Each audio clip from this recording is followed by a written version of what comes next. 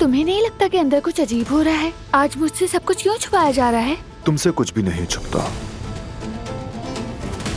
हमने इस घर में दिलान की बर्थडे कभी नहीं मनाई थी। दिलान की असल बर्थडे आज के दिन होती है। क्यों ना तकरीब अरेंज करें? क्या ख्याल है तुम्हारा? जवाहिर चैन से नहीं बैठेगा। मेरी नजर हमेशा उस पर रहेगी। उसके लॉयर का भी फोन आया था। हमने उसकी सारी ताकत छीन ली है।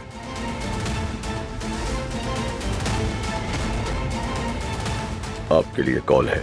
कभी सोचा नहीं था कि तुम्हारी वजह से ऐसा भी वक्त आएगा। हमारे खानदान की बदनामी हो जवाहिर। जवाहिर के वकील ने मुझे फोन किया था। जब मैंने अपने वकील से कॉल बैक करवाई तो वो उसका वकील नहीं था, जवाहिर ही था जिसने मुझे फोन किया था। क्या? वो अपनी तरफ से हमें अब भी परेशान कर रहा है।